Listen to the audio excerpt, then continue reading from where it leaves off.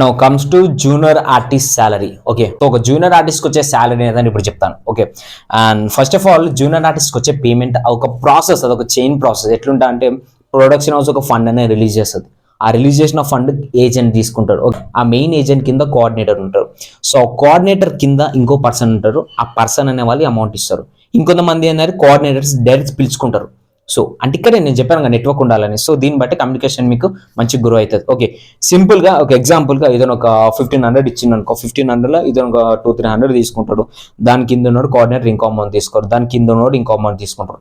Actually present ఇప్పుడు నడిచే payment ఏంటంటే జూనియర్ ఆర్టిస్ట్ మ్యాక్సిమం తీసుకునే పేమెంట్ ఏంటంటే యాజ్ పర్ బాయ్స్కి వచ్చేసి 600 వస్తుంది, యాజ్ పర్ గర్ల్స్ వచ్చేసి 700, యాజ్ పర్ కోఆర్డినేటర్తో డైరెక్ట్ వస్తాయి. అండ్ ఇంకా ఇక్కడ ఈ యూసఫ్ కూడా పిల్లర్ నంబర్ చాలా మంది జనం ఎక్కుతారు కదా, వాళ్ళందరూ వెళ్ళేది ఏంటంటే బ్యాచులర్ టైప్ అనమాట. ఓకే, ఆ బ్యాచులర్ టైప్ వెళ్ళే వారికి ఏంటంటే తెలియదు కదా, కొత్తగా వచ్చినావు నువ్వు, తెల్లారు ఎక్కడ షూటింగ్ రాబాయ్ అంటే సో పలానా దగ్గర షూటింగ్స్ పోతారా రాబాయ్ అని ఓడో చెప్తాడు. సో ఎప్పుడు ఇన్ఫర్మేషన్ బట్టి నువ్వు పోతావు. సో పోయినప్పుడు ఎట్లుంటుంది కథ, గిట్లుంటుంది.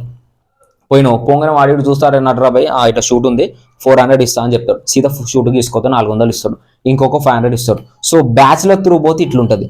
అదే నువ్వు డైరెక్ట్ కోఆర్డినేటర్ త్రూ పోయినావు, నీకు 600 పర్ డే అనేది డెఫినెట్లీ ఖచ్చితంగా అమౌంట్ అనేది వస్తుంది. సో చెప్పాను కదా, నువ్వు పేమెంట్ తీసుకుంటున్నావు అంటే ఒక షూట్కి వెళ్తున్నావు అంటే ఫస్ట్ ఆఫ్ ఆల్ ఆ జాగ్రత్త అనేది నీదే.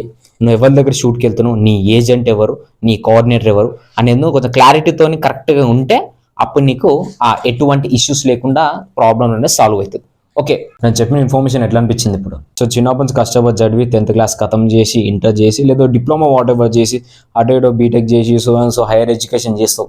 సో అంతగానం ఎడ్యుకేషన్ చేసి end of the day acting passion పై వస్తావు. ఓకే డన్, యాక్టింగ్ పై ప్యాషన్తో ఇక్కడికి వచ్చి ఆ 400 రూపాయల గురించి నువ్వు చేసేది తన పైసలు వద్దు పై నాకు ప్యాషన్ గురించి చేస్తాను. నీ ఆసన వాళ్ళు వచ్చి ఇట్లా నైరా పేమెంట్లు కూడా డౌన్ చేసి వచ్చారు అలా. ఓకే, నీలాంటి వాళ్ళు వచ్చడం వల్ల ఇక పేమెంట్స్ కూడా లైట్ తీసుకున్నారు వాళ్ళు. ఎట్లయినా మీ ప్యాషన్తోనే వస్తారా బై, వీనికి అద్దిచ్చే అమౌంట్ ఏందని. సో మిడిల్ ఉన్న వాళ్ళు ఇంతగానో డబ్బులు దొప్పుతారంటే అది మీ ప్యాషన్ వాళ్ళే. అది ఓకే, మీ ప్యాషన్ తోటి వస్తారు. మా అమౌంట్ తక్కువ ఇచ్చినా సరే అని వస్తారు. ఇందులో అమౌంట్ ఎక్కువ ఇచ్చినా తక్కువ ఇచ్చినా జూనియర్ ఆర్టిస్ట్లో ఎటువంటి లాభం లేదు. ఓకే, నీ యాక్టింగ్ పై ప్యాషన్ ఉందా, నువ్వు వెబ్ సిరీస్ తీసుకో. నీ యాక్టింగ్ పై మెంటల్గా ఉన్నావు, నువ్వు ఓ షార్ట్ ఫిల్మ్ తీసుకో.